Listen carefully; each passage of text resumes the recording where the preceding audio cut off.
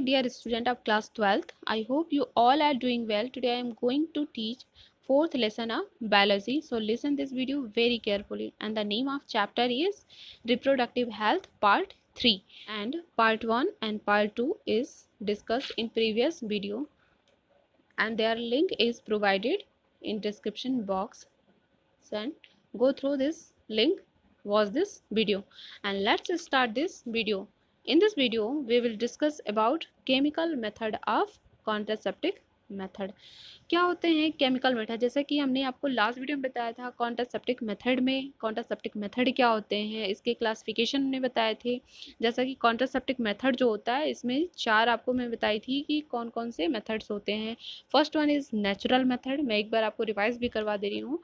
First आपका जो दिया गया है कि नेचुरल मेथड क्या होता है, नेचुरल मेथड इसके बारे में हमने बताया था आपको। सेकेंड आपका है कि बैरियर्स मेथड। बैरियर्स मेथड में क्या था कि हम बहुत सारे बैरियर्स का यूज़ करके प्रेगनेंसी को जो कॉज हो रहा है उसको हम क्या कर सकते हैं, प्रिवेंट कर सकते हैं। ठीक है। नेक्स्ट हमारा दिया गया है केमिकल मेथड, और ये केमिकल मेथड मैं आज इस वीडियो में डिस्कस करने वाली हूँ। सो स्टार्ट करते हैं। दिया गया है यहाँ पे कि केमिकल मेथड में हम बहुत सारे केमिकल्स या पिल्स का यूज़ करके क्या कर सकते हैं, जो प्रेगनेंसी होती है उसको हम कॉज करने से प्रिवेंट कर सकते हैं या अवॉइड कर सकते हैं। दिया गया है कि इंट्रा यूटेराइन डिवाइस, यानी कि यूटेराइन में यानी कि यूटेरस में बहुत सारे क्या होते हैं कि जो हम कह सकते हैं कि इनर साइड पर यूज़ करके हम क्या कर सकते हैं कि प्रेगनेंसी को कॉज होने से अवॉइड करवा सकते हैं और प्रिवेंट कर सकते हैं। दिया गया है कि इंसल्टेड बाय डॉक्टर और train nurse into the female uterus through vagina. दिया गया है कि जो इंट्रा यूटेराइन डिवाइसेस जो होती हैं ये डॉक्टर्स के द्वारा या कोई ट्रेन नर्स जो होती हैं इनके द्वारा हम क्या करते हैं कि कोई भी अगर फीमेल है, ठीक है, इनके यूटेरस में वेजाइना के थ्रू इंसर्ट करवा दिया जाता है। नेक्स्ट दिया गया है कि IUCD इंट्रा यूटेराइन डिवाइसेस जो हैं मे बी नॉन मेडिकेटेड हैं, कि ये नॉन मेडिकेटेड होते हैं, जैसे कि lips loop, copper releasing IUDs. ठीक है। और यहाँ दिया गया है कि जैसे कॉपर रिलीजिंग जो आपका आयोडीज है ये क्या है, कॉपर टी, हाँ, कॉपर 7, मल्टीडोट 375, इस तरह करके ये मेडिसिन के नेम है। And the hormone releasing IUDs are प्रोजेस्टॉल LNZ-20। ये हार्मोन रिलीजिंग क्या है, आयोडीज। तो इस तरह करके आपसे क्वेश्चन भी पूछा जा सकता है कि कॉपर रिलीजिंग आयोडीज कौन कौन से हैं। तो इस तरह करके कॉपर रिलीजिंग क्या है, copper T, copper 7 and multiload 375। Next आपका क्वेश्चन पूछा जा सकता है कि name of the hormone releasing IUDs. So answer is प्रोजेस्टॉल and LNZ-20।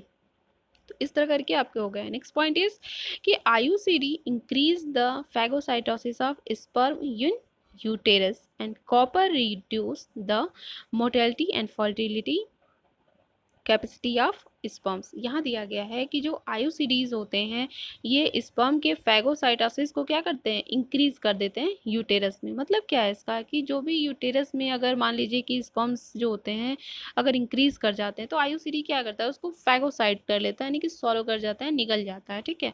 And reduce the motility and fertility capacity of the sperms, यानी कि जो स्पर्म्स होते हैं, जैसे कि स्पर्म का स्ट्रक्चर हमने बताया, स्पर्म्स ऐसे होते हैं, तो उनकी जो फर्टिलिटी कैपेसिटी होती है या मोटिलिटी का जो मूव करने की जो कैपेबिलिटी होती है ये क्या हो जाती है, रिड्यूस हो जाती है, यानी कम हो जाती है। और ये कम करता कौन है, IUCD करता है। ठीक है। नेक्स्ट पॉइंट दिया गया है the hormone releasing IUDs make the uterus unsuitable for implantation and the cervix hostile to the sperms. ठीक है। अब यहाँ दिया गया है कि जो हार्मोन रिलीजिंग जो आयोडीज है ये क्या करता है कि यूटेरस को अनसुटेबल कर देता है इम्प्लांटेशन के लिए। ठीक है।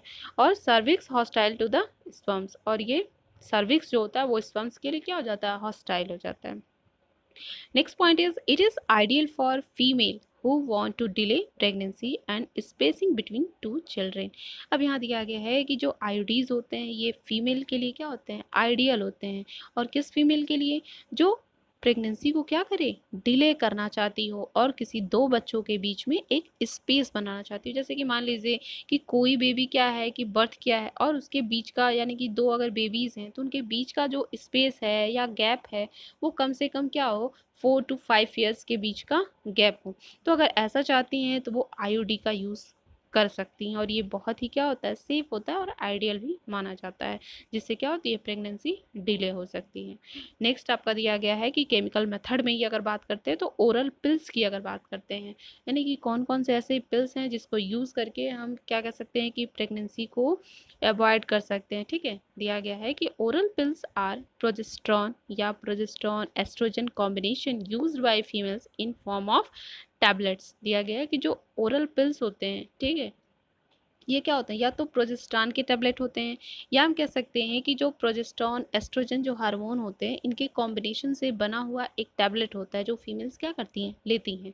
ठीक है, नेक्स्ट दिया गया, they inhibit ovulation and implantation as well as change the quality of cervical mucus to prevent और रिटार्ड एंट्री ऑफ स्पर्म्स। ये क्या दिया गया है कि जो ओरल पिल्स हैं प्रोजेस्टेरॉन के या प्रोजेस्टेरॉन एस्ट्रोजन से बने हुए जो टैबलेट्स हैं, ये ओवुलेशन को या इम्प्लांटेशन को क्या कर देते हैं, इनहिबिट करते हैं, एज वेल एज जैसे कि मान लीजिए कि जो सर्वाइकल म्यूकस है उसको क्या करेंगे, स्पर्म की जो एंट्री हो रही है, ठीक है, उसकी क्वालिटी को क्या कर देते हैं, चेंज कर देते हैं। ठीक है, या रिटार्ड कर देते हैं, कम कर देते हैं उसकी कैपेबिलिटी को। Next one is administration of progesterone or progesterone estrogen combination within 72 hours of coitus is found to be very effective as emergency contraceptive। अब यहाँ दिया गया है कि जो ये ओरल पिल्स होते हैं, ये ओरल पिल्स को लेने के बाद 72 आवर्स में ही क्या हो जाता है कि ये हम क्या कर सकते हैं, coitus is found to be very effective, यानी कि जैसे कि ओरल पिल्स ये ले रहे हैं और इसके लेने के 72 आवर्स में ही क्या हो जाता है कि ये बहुत ही अपना इफेक्ट दिखाने लगता है। तो इस तरह हम डायरेक्टली इस ओरल पिल्स को हम इमरजेंसी कॉन्ट्रासेप्टिव भी कह सकते हैं, और ये क्या होता है, बहुत ही इफेक्टिव होता है। ठीक है, अब इस तरह करके आपका क्या हो गया कि ये केमिकल मेथड्स हो गए। केमिकल मेथड्स में हमने क्या बताया आपको कि केमिकल मेथड्स में बहुत सारे केमिकल्स का यूज़ किए as a form of tablets या हार्मोन्स। ठीक है, तो इस तरह करके आपके केमिकल मेथड्स हो गए कॉन्ट्रासेप्टिव मेथड में। नेक्स्ट आपका जो मेथड दिया गया, सर्जिकल मेथड। अब सर्जिकल में क्या होता है कि किसी चीज़ को हम सर्जरी करें। अब सर्जरी करना क्या है, क्योंकि रिप्रोडक्शन में आपका जो दिया गया है, रिप्रोडक्टिव जो ऑर्गन्स होते हैं मेल एंड फीमेल के, तो यहाँ पे क्या होता है कि स्टेरिलाइजेशन हम करते हैं। ठीक है, दिया गया है इसमें कि this method is also called as sterilisation. Surgical method को हम स्टेरिलाइजेशन के भी नाम से जानते हैं, कह सकते हैं। Next one is it is used as terminal method of contraception in male and female to prevent any more pregnancy. ठीक है, यहाँ दिया गया है कि जो सर्जिकल मेथड को हम क्या करते हैं उसमें कि टर्मिनल मेथड भी हम कह सकते हैं, कि जो कॉन्ट्रासेप्शन हो रहा है मेल और फीमेल में, एक से अधिक प्रेगनेंसी को अगर हमें प्रिवेंट करना हो तो हम सर्जिकल मेथड का क्या करते हैं, यूज़ करते हैं। ठीक है, तो इसमें क्या होता है कि कोई भी जैसे कि ट्यूब लाइक स्ट्रक्चर होते हैं उसको हम टर्मिनेट कर देते हैं, यानी कट करते हैं। जैसे कि मान लीजिए ट्यूब लाइक स्ट्रक्चर है तो इसको हम दो पार्ट्स में कट कर देंगे। कट करने का मतलब क्या है कि अगर मान लीजिए यहाँ से स्पर्म आ रहा है और यहाँ ओवम पड़ा हुआ है, तो यहाँ अगर कट करके इसको हम क्या करते हैं, अपोजिट डायरेक्शन में इसको बैंड कर देते हैं और यहाँ से इसको बैंड कर देते हैं, तो यहाँ पे इन दोनों की मैटिंग क्या होती है, नहीं हो पाती है। ठीक है, तो इस तरह करके हम सर्जिकल मेथड का यूज़ करते हैं। फिगर से देख लेते हैं और अच्छे से। जैसे यहाँ पर दिया गया आपको कि मेल की अगर बात करते हैं, तो अगर मेल में स्टेरिलाइजेशन होता है तो उसको हम नाम देते हैं वैसेक्टोमी। ठीक है, अगर मेल की बात करते हैं तो इसको नाम देते हैं वैसेक्टोमी। यहाँ मेल में अगर स्टेरिलाइजेशन हुआ then this term is vasectomy. इसमें क्या होता है कि जो वास्ट डिफरेंस की जो ट्यूब लाइक स्ट्रक्चर है, जैसे आप देख रहे हो यहाँ पर, तो यहाँ पे जनरली होता क्या है कि यहाँ पर एक ट्यूब लाइक स्ट्रक्चर को इस यहाँ पे सर्जरी के द्वारा कट कर दिया जाता है, और कट करने के बाद जो दोनों स्ट्रैंड्स होते हैं इसको अपोजिट डायरेक्शन में बेंड कर दिया जाता है, और बेंड करने के बाद एक थ्रेड के हेल्प से इसको क्या किया जाता है, टाई कर दिया जाता है, ताकि ये दोनों बेंड आपस में क्या हो, टच ना हो। अगर टच नहीं होते हैं तो जो स्पर्म होते हैं उसका मोबिलिटी नहीं हो पाता है, या हम कह सकते हैं कि मूव करके वेजाइना में नहीं जाएगा। ठीक है, तो इस तरह करके हो गया वैसेक्टोमी में। अगर फीमेल के केस में देखते हैं तो इसको हम क्या कहेंगे, ट्यूबेक्टोमी। ठीक है, तो यहाँ पर आपका जो दिया है in case of female then term is tubectomy. अब ट्यूबेक्टोमी में हम क्या कहते हैं कि जो यहाँ पर जो आपको दिया गया है कि फॉलोपियन ट्यूब, तो फॉलोपियन ट्यूब को हम क्या करेंगे कि एक पोजीशन पे कट कर देते हैं। जैसे कि यहाँ दिख रहा है आपको, दोनों पोजीशन पे क्या किया गया है, कट किया गया है। कट करने से क्या हो जाता है कि जो एग का रिलीजमेंट हो रहा है, जैसे कि मान लीजिए कि ओवरी है, ओवरी से क्या होता है, एग का फॉर्मेशन, एग रिलीज हुआ और रिलीज होने के बाद क्या होता है, यहाँ पर आ जाता है। और यहाँ से क्या होता है, जैसे कि फीमेल वेजाइना है और वेजाइना से क्या होता है, यहाँ से स्पर्म मूव करके यहाँ आ जाता है ऐसे करके, और ये दोनों मेटिंग हो जाती है इनकी, और मेटिंग होने के बाद क्या होता है, जाइगोट का फॉर्मेशन, देन आगे का फॉर्मेशन होने लगता है, एम्ब्रियो, देन बेबी, फीटस, ये सब सारी चीज़ें क्या होता है, डेवलप करने लगता है। तो ये कब हो रहा है, जब यहाँ पे मेटिंग हो रही है तब। लेकिन हम कर क्या रहे हैं यहाँ पे, यहाँ दिख क्या रहा है आपको कि जो फॉलोपियन ट्यूब है इसको क्या करते हैं, सर्जरी मेथड के द्वारा हमने कट कर दिया दोनों साइड से, जिसमें क्या हो जाएगा कि जो ये स्पर्म है यहाँ से जो मूव करके आ रहे हैं, ये मूव करके यहाँ तक तो पहुँच सकते हैं, लेकिन इसके आगे क्या है, कट पार्ट हो गया, और यहाँ पे जो आपका ओवम है, इन दोनों की मेटिंग क्या हो जाती है, अवॉइड कर दी जाती है। तो इस तरह करके हम सर्जिकल मेथड से भी क्या कर सकते हैं, प्रेगनेंसी को अवॉइड कर सकते हैं। तो ये आपका रहा सर्जिकल मेथड। ठीक है, यहाँ आपका दिया भी गया है, पॉइंट में समझ लेते हैं। Vasectomy is the surgical method in male, small part of vas deferens is removed और tied up through a small incision of the on the scrotum to prevent release of sperm. ठीक है, sperm के release को हम क्या करते हैं, prevent कर देते हैं। नेक्स्ट आपका दिया गया ट्यूबेक्टोमी। ट्यूबेक्टोमी में क्या है, the surgical method in females in which small part of Fallopian tube is removed surgically. Same है आपका जो मैंने अभी आपको एक्सप्लेन किया। नेक्स्ट है कि this technique are highly effective, और ये सर्जिकल मेथड जो होता है ये बहुत ही क्या होता है, इफेक्टिव होता है। ठीक है, क्योंकि हमने ट्यूब को ही क्या किया, कट कर दिया, जिससे दोनों की मैटिंग क्या हो रही है, नहीं हो रही है। लेकिन यहाँ दिया गया but their reversibility is very poor, लेकिन जो इसकी रिवर्सिबिलिटी होती है ये बहुत ही क्या होती है, पुअर होती है, मतलब अच्छी नहीं होती है।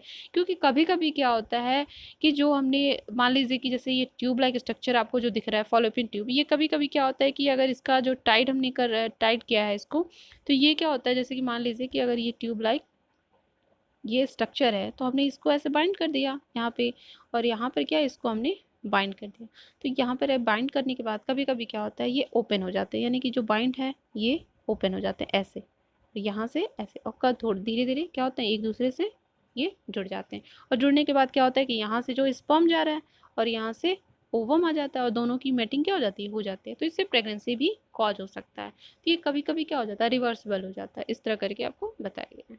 नेक्स्ट आपको दिया गया है कि side effects of contraceptive methods. अब जो भी कॉन्ट्रासेप्टिक मेथड्स हैं इनके साइड इफेक्ट्स क्या हैं, कि अगर हम कॉन्ट्रासेप्टिक मेथड का यूज़ कर रहे हैं तो इसके कौन कौन से साइड इफेक्ट हमको देखने को मिलेंगे। दिया गया है कि it is very important that the selection of contraceptive method should be taken under the consultation of doctor. दिया गया है कि अगर मान लीजिए कि कॉन्ट्रासेप्टिव को अगर मेथड को हम यूज़ कर रहे हैं, तो यूज़ करने से पहले हमें क्या करना चाहिए कि डॉक्टर से सबसे पहले कंसल्ट कर लेना चाहिए, ताकि वो चीज़ें हम कर सकें या नहीं। ठीक है, यानी कि डॉक्टर के अंडर में रहना चाहिए। नेक्स्ट पॉइंट दिया गया, they have ill effect like nausea, abdominal pain, breakthrough, bleeding, irregular menstruation bleeding और इवन ब्रेस्ट कैंसर। यहाँ दिया गया है कभी कभी किसी पर्सन को क्या हो जाता है कि अगर साइड इफेक्ट की बात करते हैं तो कभी कभी वो नोजिया भी फील करने लगते हैं, एब्डोमिनल पेन होने लगता है, या हम कह सकते हैं कि जो मेंस्ट्रुअल साइकिल मान लीजिए कि पर मंथ जो साइकिलिंग होती है वो इरेगुलर हो जाता है, नहीं जैसे 28 पे उसको माना गया है साइकिल को, तो ये कभी कभी क्या होता है कि 28 पे ना होकर क्या हो जाएगा कि 35 या 40 डेज पर क्या होता है, मूव करने लगता है या साइकिल चलने लगता है। तो इस तरह करके ये साइड इफेक्ट्स हैं कॉन्ट्रासेप्टिव मेथड्स की। ठीक है,